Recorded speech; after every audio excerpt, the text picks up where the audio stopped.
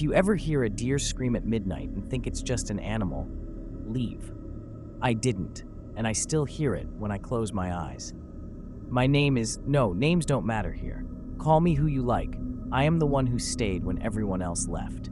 I moved to the foothills for silence, for cheap rent and a chance to write without the city's constant hum. The Appalachians give you a silence so thick it bruises, the kind that presses against your teeth and makes your pulse sound indecently loud. The first nights were a soft, starless quiet, only the wind fidgeting with pine needles and the distant rasp of insects. Then the fire started on the ridge. It began as a glow on the horizon, orange like a second sunrise, small and then hungry. The town whispered lightning and old campfire, and we believed our whispers because believing is safer than curiosity. I walked up the gravel road one evening because my curiosity was louder than my fear. The air changed before I saw the flame. It smelled wrong, sulfur under smoke, a sweetness like something rotting under sugar. Heat licked my face even though the breeze was cold. I remember how the trees around the blaze seemed to lean away, as if the forest itself had a spine to arch. At the edge of the firelight, something moved that wasn't animal. It was tall, too tall, and its limbs bent wrong like a coat hung on an inverted hanger.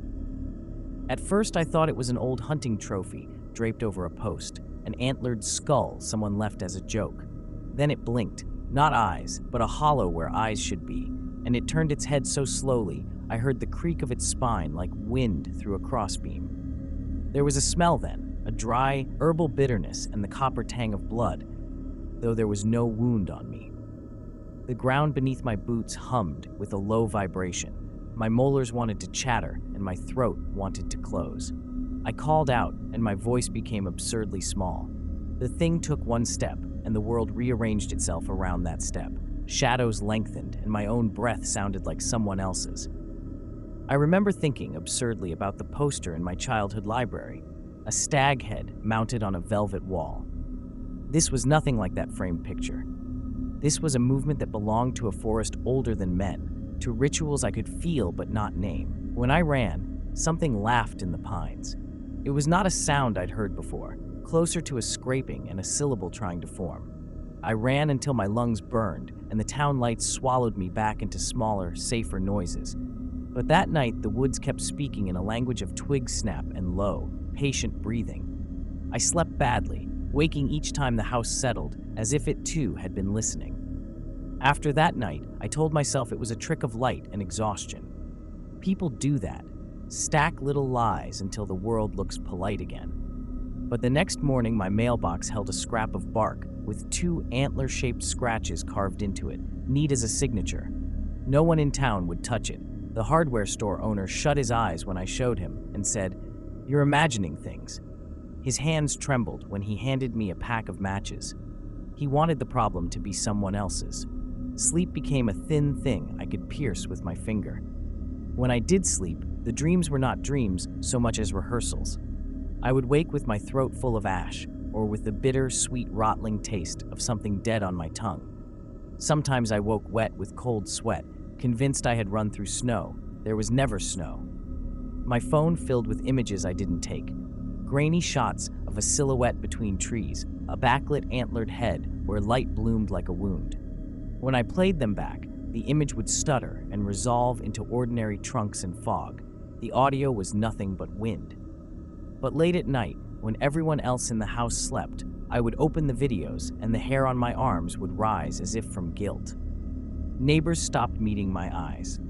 The pastor paused over his sermon to tell a story about a hunter who heard a lullaby in the pines and dropped to his knees, and the way he told it was thin and too eager. One by one, people stopped coming to the diner. A woman I exchanged pleasantries with for years failed to appear at her lawn chair. Her TV stood on mute, a blue rectangle through the window. Her son said she'd gone to see relatives, then corrected himself, then laughed too loud. The town collected itself into smaller, rehearsed motions. Doors closed earlier. I began finding signs placed deliberately along the road, small circles of blackened earth, each with a single feather or a scrap of cloth, laid like offerings. Once I followed a trail and found, half buried, an animal skull painted with symbols I knew from no language. The paint smelled of iron. At the edge of that clearing, I felt watched in the way one feels watched when a photograph is taken of you in the dark, an exposure of privacy.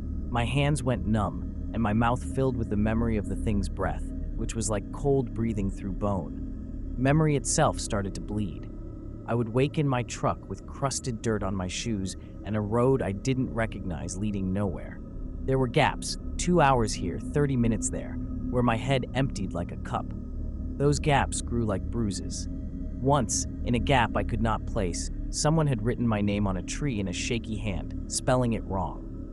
Underneath, carved neat and deliberate, were antler marks. One night I answered the door because neighborly habit won out over terror. No one stood there, but the porch light illuminated a single perfect print in the dust, too large for any known beast, with nails splayed like the toes of a god. I remember, with a clarity that hurts, smelling the same sweet rot and thinking, it's learning the town's names. Then, through the dark, I heard a child's laugh, my laugh coming from the woods. I spent the days that followed walking the perimeter of the town like someone tracing the edge of a wound. The offerings multiplied. Strings of corn husks, burned coins, little dolls whose faces had been scrubbed away. People moved through their routines like sleepwalkers, eyes glazed as if someone had pasted film over them. Once at the laundromat, a woman handed me a shirt I'd never owned and smiled as if she'd done me a favor. Her hands trembled. When I pressed my thumb to the cuff, I found a faint ridge of antler scratches, like a signature beneath the fabric. Fear turned practical. I learned the rhythms of the thing. It favored the cold hours. It came where smoke pooled and shadows made little nests. It answered light with silence. It listened like a patient ledger waiting to be balanced. So I made a plan that felt like an exorcism conjured by exhaustion. I would lure it to the ridge where the fire had first burned, and I would light a blaze so bright the night couldn't hold its shape. If it was older than us, I would show it the god of our making, flame, and see if that worked as a ward. The night I went up there, the air tasted of old pennies and wet leaves. I carried kerosene in a dented can and the matches from the hardware store that had seemed to vibrate in my pocket all day. The town behind me smelt of sleeping engines and distant televisions. Ahead, the trees inhaled like a throat. I left footprints in a ground that felt borrowed. When I reached the clearing, the figure was waiting, as if it had been pulling at me like a string for weeks. It was less distinct in the dark, a suggestion of limbs, of antlers that drafted the sky. Its head tilted with an economy that was almost polite. I struck the match. Light spilled, and the thing recoiled, and for a moment the world seemed to reassert itself. Flames painted the trunks gold, and the smoke made angels of the heat. Then it smiled. I could tell because the hollows where its face should have been shifted, and the smell of rot turned sweet and familiar. The antlers arched like a crown. Around me, in the trees, the offerings stirred. Faces appeared in the dark. Neighbors, nodding as if to an honored guest. Their mouths moved in unison without sound. The wind became a chorus of leaves coughing. It stepped forward, and my throat filled with a memory that was not mine. A child's small hand in mine, the sound of a hymn learned wrong. My knees hit the earth, and I wanted to beg. I wanted to run. Instead, I watched as the people I knew tilted their heads and reached, slow and gentle, like someone tending to a sleeping animal.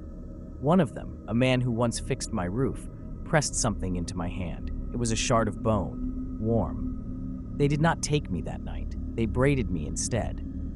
They taught me how to listen to the spaces between syllables, how the forest prefers a certain tone for its names. I thought I could resist. I thought flame meant salvation. The fire burned my jacket but did not touch the thing. It seeped into me like a rumor.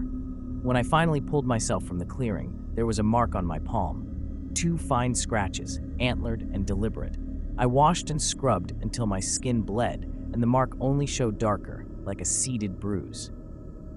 I returned to the house and locked the doors and listened to the trees practice my name outside my window. Tonight they called it differently. It knows my name. Subscribe to Horror Story Bar.